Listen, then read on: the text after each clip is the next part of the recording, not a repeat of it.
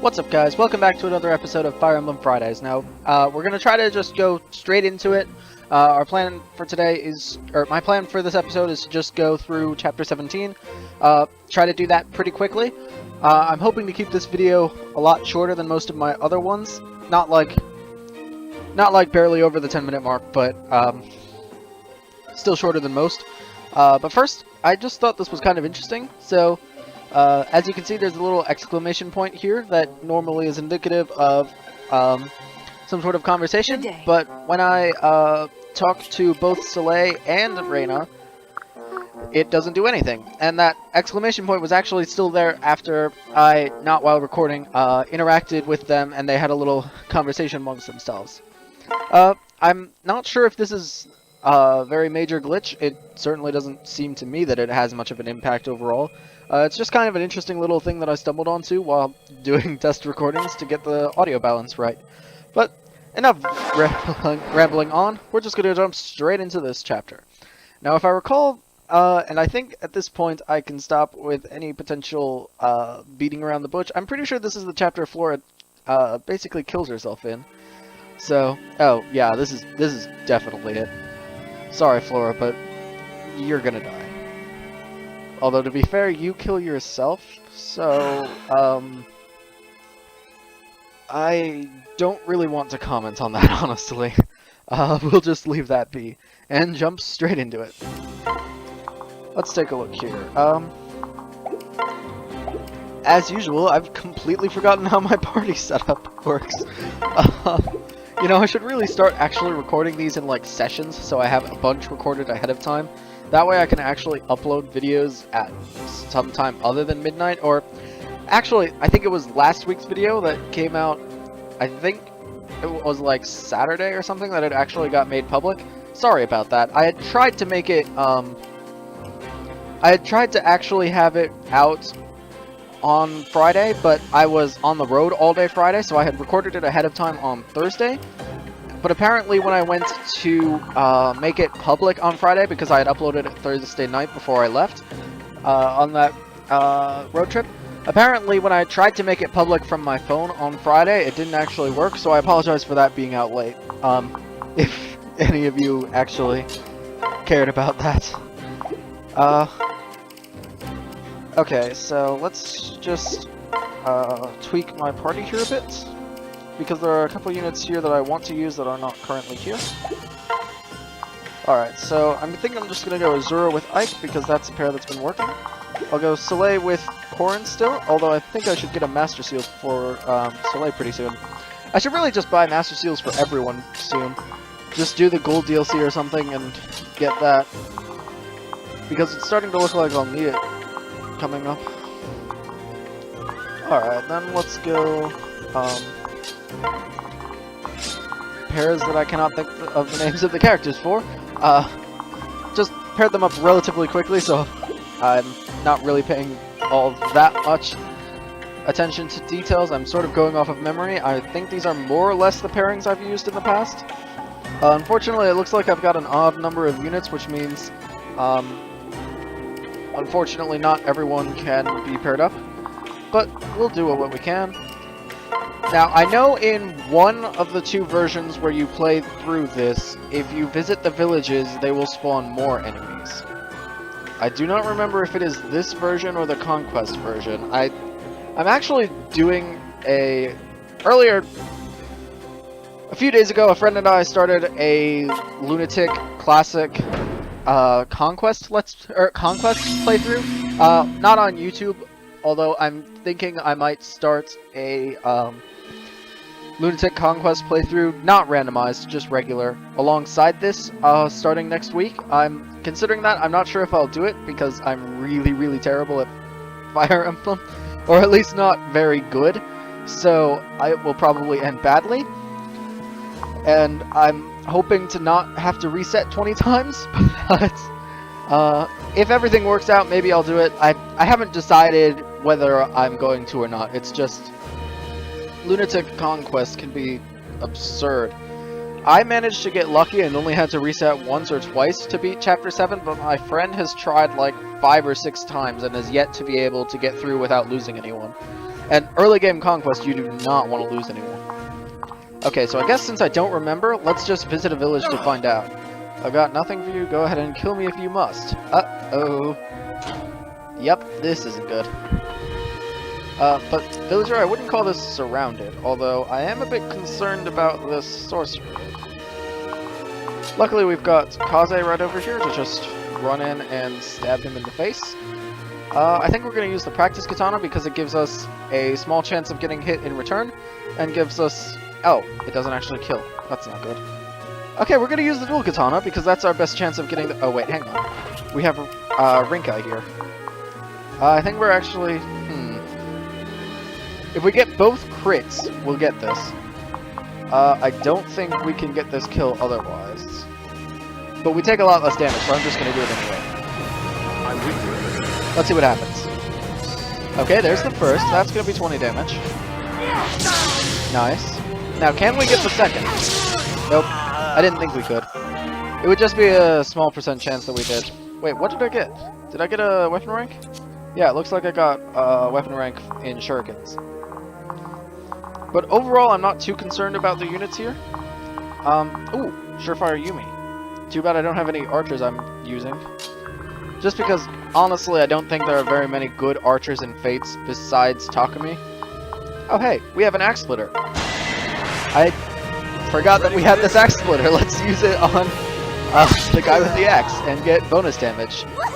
Not entirely sure how a sword was designed to kill someone especially effectively if they happen to be holding an axe, but I'll take it, I guess.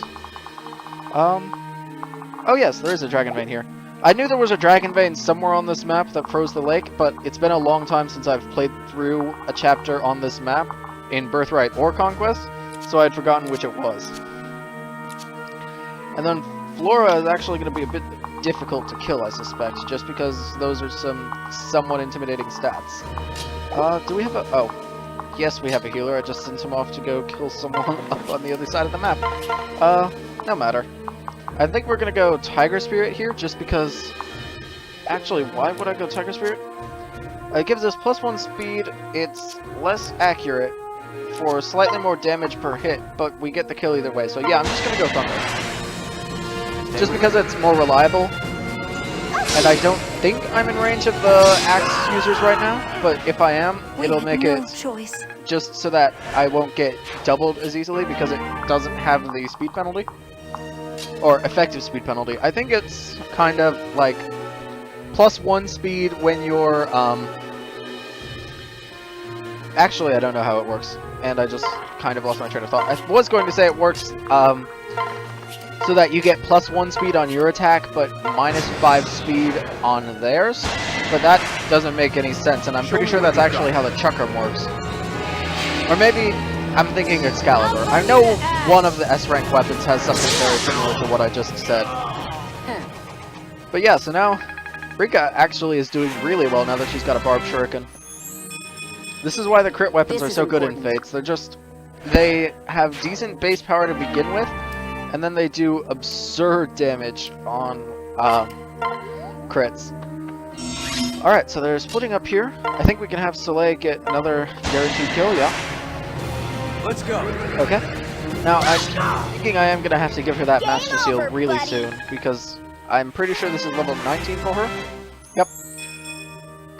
That wasn't a very good growth. That's unfortunate.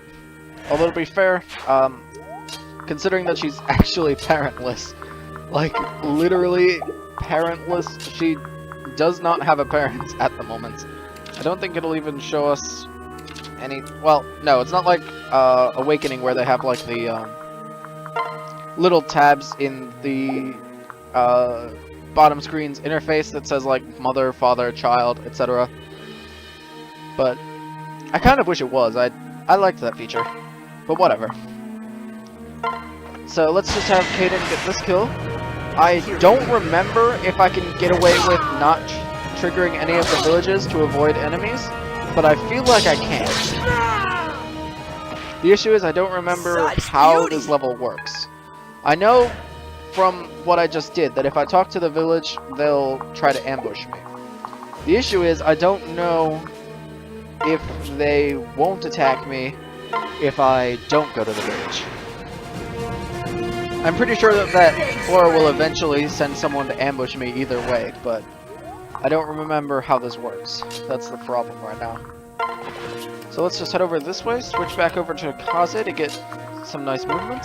We'll have a Boro head up this way. Her stats are not as bad as they were. She's gotten a lot of EXP in the last episode and the one before that, but it could be better. Alright, I think I am going to try triggering the village just because I don't remember... A, I don't remember what happens if I don't, and B, the EXP is useful. I guess I'll just use Azura because I can. Okay, why would he warn me that their army is like hiding in snow? Whatever. It just doesn't make very much sense. That he would say, oh, by the way, watch out because our soldiers hide in the snow and are now going to try to kill you in incredibly small numbers. Let's do this as a team. So Corin's just gonna... Oh, jeez, I didn't look at the enemy damage there. That was more damage than I was hoping to see, but... Or that was more damage received than I was hoping to see, but we did plenty of damage to them in return. Killing Edge. Why do we get the little asterisk there? Is that just because we have weapon advantage? It doesn't appear to be. Yeah, I don't know. Whatever. We'll just have Caden go over here. I think we're just going to have him continue using his club. I want to get him enough weapon EXP to eventually use his great club. Because, as I could have had Hayato get this kill, actually.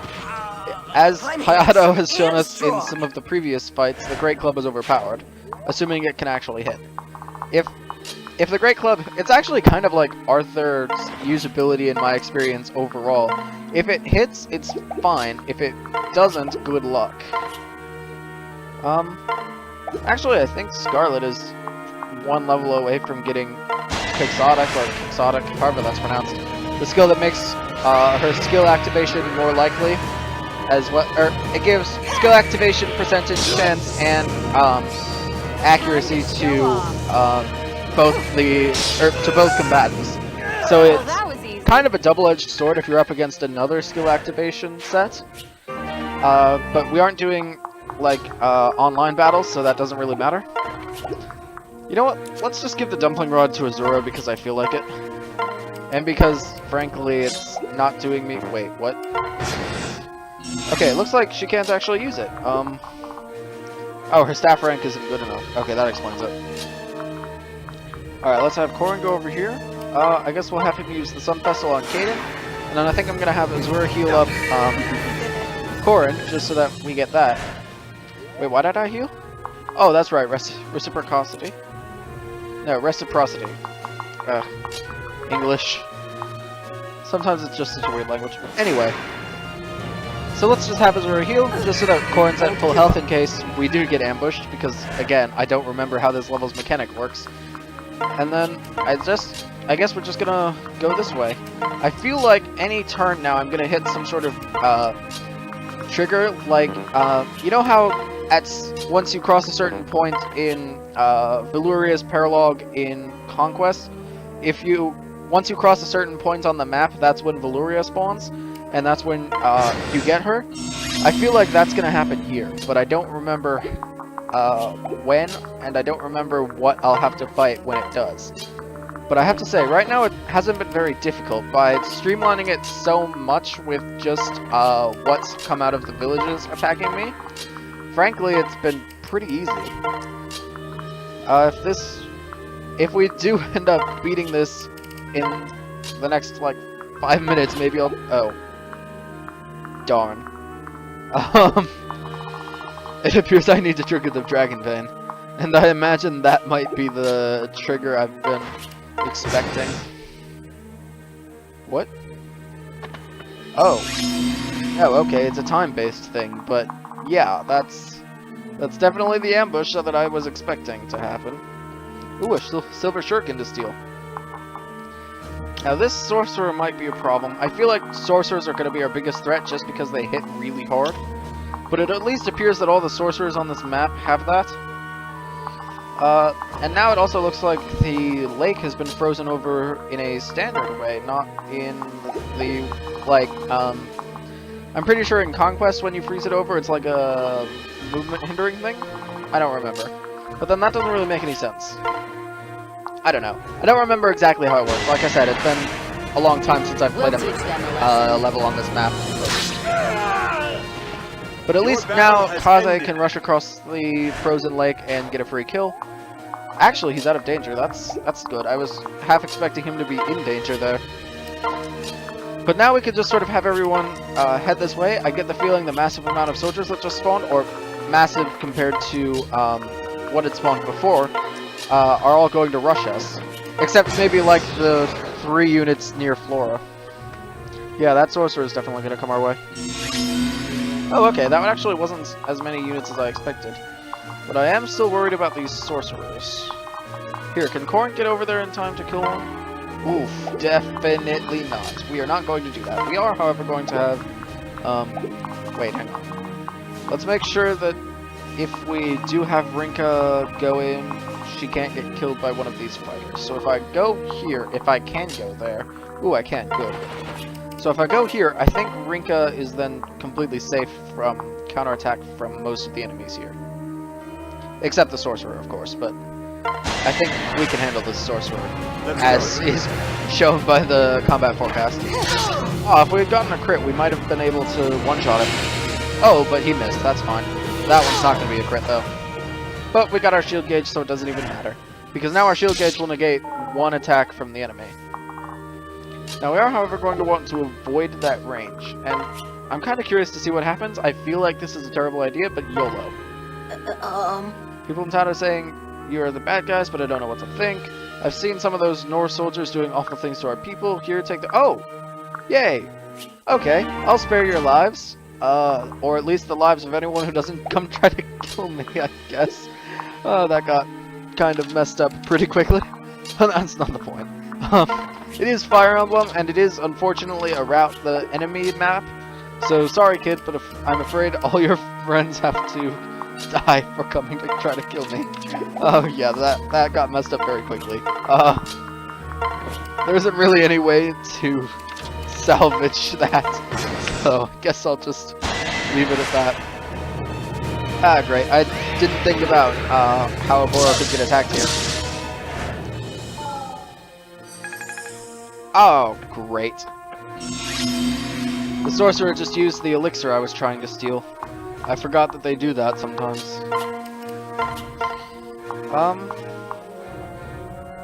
It looks like we would be able to do this with Kaze's Norian Blade, though.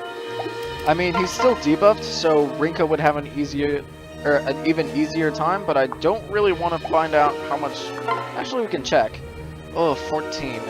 No, if we have Rinka sit here, it'll be another Oboro situation. And that's what it's going to be called for basically the rest of this playthrough. But no, we're going to use the Norian Blade on Kaze because that makes his defense even more ridiculous than it already would be. And it gives us a 5% chance on either attack to not get this kill. And because of our shield gauge, we don't have to worry about losing half our health to Thimble Vetter.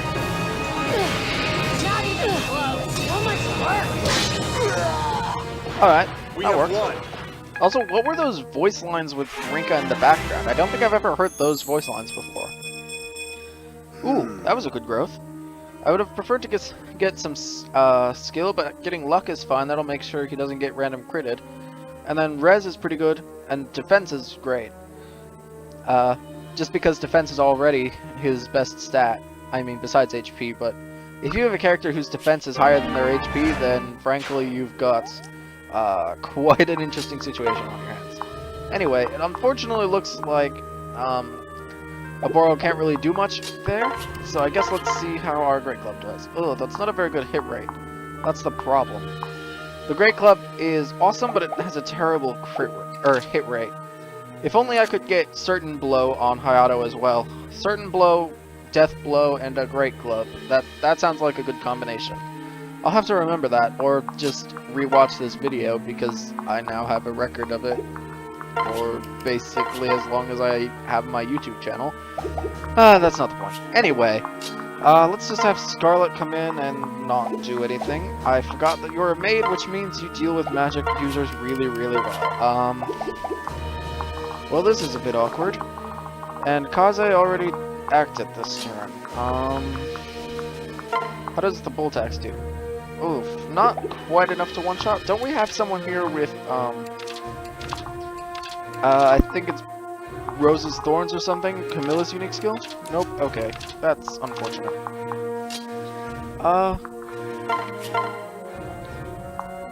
Here, Scarlet takes 0 damage anyway. I don't really care about her getting T-buffed because she's pretty OP. Let's just have Scarlet, get the hit and get the, Draconic Hex. Is that what it's called? I always forget what it's called. Okay, cool, I got it right. And get the Draconic Hex debuff. And then we could have Ike get the kill with the Bolt Axe, or I kind of want to just have her dual katana, or just have Aboro use her dual katana. Because this works pretty well, and gives her a lot of EXP. And it's a 5% chance to not get this. You owe me. Yes, I do, Kaden, because if you had gotten that 5% chance, I would have owed you a direct promotion straight to bench warmer. Aboro's on that track as well with these sorts of growths. Unfortunately, I remember a few episodes back, she didn't get very good growths either. Now, growths aren't everything, but if you don't eventually get a lot of good, or if your growths stay bad, a character just becomes unusable because, frankly, they just fall so far behind because none of their stats are going up nearly enough. Alright, I feel like Azama's sort of starting to fall off. I mean, he's still kind of useful. I just haven't used him this chapter. We'll see what we can do with him later. For now, let's just have Ike with his overpowered Bolt Axe kill him. Aww. So close to a level. Alright, so this mercenary is going to try to deal some damage. Not honestly sure how the Ice Tribe managed to get mercenaries. But we're going to land our Rend Heaven, and that's not really going to do much else to you because your magic is terrible. If we were using a Lance right now, that would have done a lot. Or perhaps against a Sorcerer or a Mage it would do a lot, but in this situation it doesn't. Here we go. Alright, so that's gonna hurt a little bit, or we're just gonna avoid it and then... okay, it's probably because I wasn't watching super closely and because I had that accelerated. It looked like he just stabbed that guy with the club. Like, I know that's not how that animation works, but that's what it looked like to me. But anyway, let's just have Corin heal Aboro so that she's not gonna die. We don't want an Aboro situation with Aboro, right? That actually makes it sound like I hate Aboro completely. I don't. I don't necessarily have that much of an opinion on her. I don't generally use her that much, just because I find it, I don't know, I just don't find her all that effective most of the time. But this run has kind of been a mixed bag in that regard. Here, let's unmark the Sorcerer. Actually, no, let's just have Ike go in and kill him. Ooh, that is not a very good accuracy rating. Here, is Scarlet near enough to do anything? Nope, not even close. Rinka can. If we get a crit with this Barb Shuriken, and then a regular attack, I think that's enough to kill. Yeah, because that would be 5 times 735, so... If we get even one crit, this Sorcerer dies. Come on, come on. Ooh, that... Nope, okay. That's a bit frustrating, but I'm just worried that now Rinka might die. That's not good. Alright, we need to go in and save this. Oh my. Good. That's scary. That's not going to be fun to fight.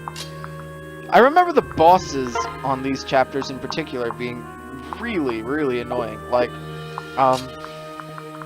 I don't know why, I can't think of his name right now. Flora and Felicia's father, the boss on the Conquest route. His name escapes me right now. Something with an I think?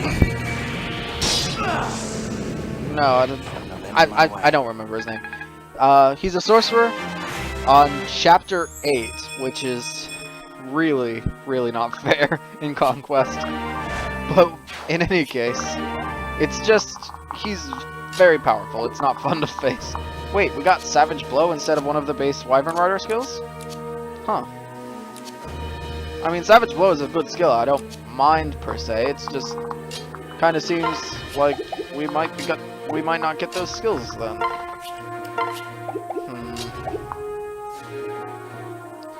I need to be able to kill that sorcerer like now. Or not sorcerer, maid. Here, I guess let's try some shenanigans. That's not gonna work. I guess let's just equip the Brass Naginata for now to get some defenses, and hope that they go for Kaden instead of Rinka. Because at the moment, I would really prefer to not lose Rinka here. Okay, we get the shield gauge, we're fine. We're completely fine. I'll melt you down. And that's even more fine. Although, where was that crit against the sorcerer? Okay, so then we get the shield gauge. We almost kill this guy without the shield gauge.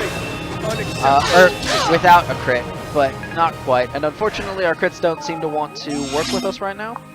But that's fine. Okay, Kaden can actually deal with... Oh my god, a 20% chance. That's really bad. So I think it's going to be down to, can we actually hit Flora enough to kill her?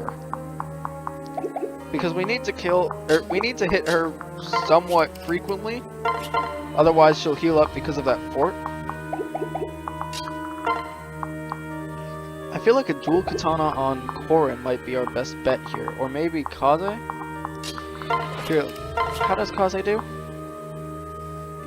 Kaze does look to be our best option for dealing with her. But for now, let's deal with the enemies that are going to give him a bad time. Although I do want to go visit these villages to see what happens. But I think I'm just going to not. What the heck. Probably going to be the only time I'm ever in this chapter anytime soon. Yep, there's Quixotic. I feel like now that she no longer can gain EXP until I use an Eternal Seal on her, Nobility is kind of pointless. But I think I'm going to replace Magic +2 just because an increased chance to activate her skills, especially Dragon Fang, is definitely more worth it than Magic +2. Plus her magic stat is already pretty good. Alright, so let's have Ike run down to some villages, I guess. Why do you have to come in here and make some fuss? Oh, great. Yeah, okay. That might have been a mistake. Whatever. More EXP for us. Ooh, that's gonna hurt. But I think we can avoid it. Azama, come on, avoid tank. Don't fail me now. Come on, come on, come on. And this is why I don't use avoid tanks. I mean, a Swordmaster is fine, but I use them offensively, not defensively. Anyway, we at least got some damage there. And a decent growth for Azama, that's good. Pretty defensive all around there. And then, I don't think... Oh yeah, we do have a throwing club, but that's not really going to help us out very much. Let's see. Let's just have Korin go in here with a Kodachi and kill this maid. I didn't realize we were doing the parry cosplay, but whatever. Oh, that's somewhat, yep, that'll work. Alright! I gotta say, the Norian Prince and Princess, as well as their promotion, have really cool animations. Alright, I think in this case we're going to just have Kaze stab the mage in the head with a katana or something. Just kill the guy so that we don't have to worry about it. It had to be done. Yes, it did, Kaze, because otherwise he would probably chunk you for like half your health. Wait, why do we have... Oh, because I'm using a katana, that's right. Katanas give +1 speed, -1 defenses, so that's just how they work. Then let's just leave Kaden there. We won't lose. He's gonna attack Ike. That isn't going to do anything because Ike is OP. Ike is just gonna, yeah. We hit both attacks. With a 10% chance, I wouldn't have been surprised if we missed one, but whatever. And what the heck? Let's check one more of the villages. Don't want any trouble? Oh, yeah, that's gonna be that. Ooh, a maid. That's not nice of you. I'm afraid I have to kill her now. Just because she spawned, and it's around the enemy map. That's not fun. Let's see, actually, Kaze can't reach for a melee with the dual katana. Let's do that. Although, this might not be a great idea because if we get debuffed like this, we won't be able to fight Flora as effectively. But we can always just stall it out until we get... oh, let's actually get rid of the Sheep Spirit because right now our mages aren't really in need of any new tomes. So that way we can potentially get a better item to heal up with. And then I guess let's go... let's just go Rat Spirit because it gives us skill +1 and dodge +10. And then we'll have Kaden come over here with... no, let's just use a club. So that way I can get closer to getting a great club for him. And besides that, I think we're just gonna let the turn end. I mean, we can see how Soleil does, but it won't be pretty. Yeah. No. We're not doing that. The stats are actually not bad, but against Flora, that's not a good idea. Oh, I didn't think this part through. But we've got shield gauge and they didn't hit anyway. Okay, that is another really cool animation. I'm glad they've got that. Ooh, hand axe. I didn't know you had a hand axe. You know, this is why I should really look at the inventory of the units that spawn. Oh well. It won't matter too much, I think. Kaze might... Okay, Kaze is gonna just miss like a potato, but whatever. Actually, now that he's got a shield gauge fully charged, it's the perfect time to go kill Flora. Because now his shield gauge will negate her attempts to debuff him, even though he's already slightly debuffed. And it'll just let us get 2 swings at her for free. Okay, Flora, you might not have had a choice in this situation because King Garen is a jerk and would have probably killed you, and literally everyone else. But at the same time, you do... Oh. That's actually a little... That could be a bit morbid considering what's about to happen to her. Thank you for stopping me. Okay, yeah, you're not going to... Yeah. Okay, with a quote like that, it's kind of easy to see what's about to happen. But, to be fair, I already said it at the beginning of the episode, so if you didn't know about this, I'm sorry, but to be honest, if you're watching a randomizer, it's pretty likely you've already seen a regular Birthrights playthrough, as some of the comments have pointed out on some of my past videos. So that's part of why I'm mostly ignoring the story and just doing the gameplay. Just because with the randomizer there are some funny voice line situations that come up, but the most interesting thing in my opinion at least is to see what you can do in any of the given chapters with whatever random units you end up stuck with.